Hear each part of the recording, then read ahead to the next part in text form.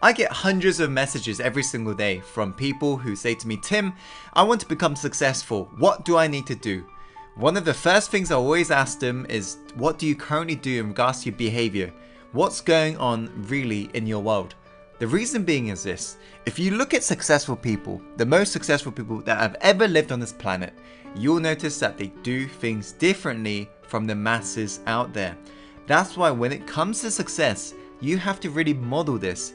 Thus, in this video, I wanted to reveal to you the 3 things that you can do differently from the masses out there to get the results that they can't get. Let's go straight away onto the first point, which is successful people often listen even when they want to talk.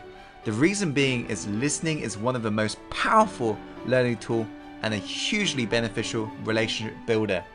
Nowadays, this is such a rare asset in somebody that when somebody is listened to, let's say for example in a networking party, people are like, wow, like this is so rare, and they just treasure that moment because for first time ever, somebody is just truly listening to them talk and not like trying to budge in saying, oh my God, like I want to just add on top of this. They're just listening, asking the right questions, really deep questions, proper questions. And what will often happen is a deeper connection is formed.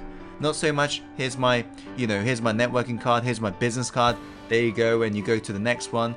You never really truly form a deep bonded connection that allows you to expand your network if you never truly listen.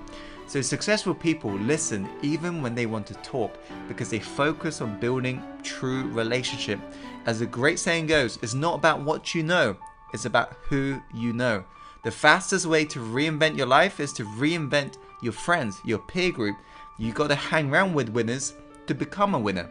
How do you become a winner? Well, you got to get good at listening.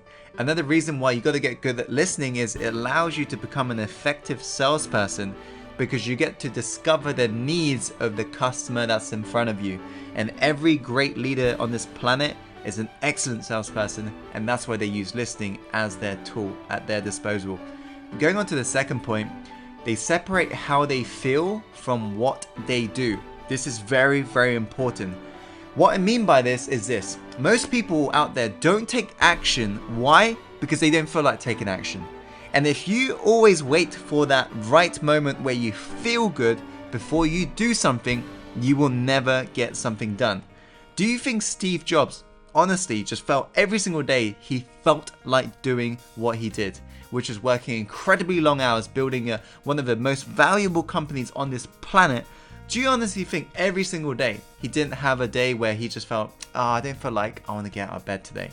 Of course, he's a human, just like you and I.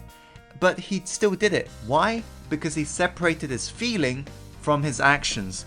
So you too have to do the same. Whenever you don't feel like doing something, you got to still do it. Separate your feelings from your actions. That way, you'll make better decisions. Most often than not, most of the reason why most people out there fail is due to this. They are letting their feelings control their decisions. Thus, the decisions are often wrong. So make sure to separate your feelings from what you do. Going on to the final point, they battle the addiction to being right. The desire to always be right can overshadow even the strongest relationship. Being right at all costs might fulfill an inner need you have, which is ego-driven, but often at the expense of someone or something else. You always have to ask yourself, is it really worth proving my point here? Is it really worth just proving to somebody I'm right? This is the only way I am right, because often than not, I found it's just you're just trying to fulfill your ego, right? Because it may, do some good. Of course, I'm saying keep your point of view and speak up for your values, but realize this: there is no joy in winning the battle, but losing the war. So you always have to ask yourself, is it worth really just costing this valuable relationship just to prove somebody's wrong? Because often than not, it's not. And that's why successful people, because they value the network, they don't always just prove and have an addiction to being right. They do, of course, speak their values and their truth, but they have realized that, like I said, there is no joy in winning the battle, but losing the war. So those are the 3 things truly successful people do differently. Be sure to model this if you want to get the same results in your life. I hope you found this video helpful. If you have, please be sure to click the like button and share this video to educate your friends, and be sure to comment below in regards to any questions you may have. I'm also going to chuck around some videos for you to check out. And as always, Insider, follow your heart, my friend, and take action and go live the life you're born to live, my friend. Speak to you soon.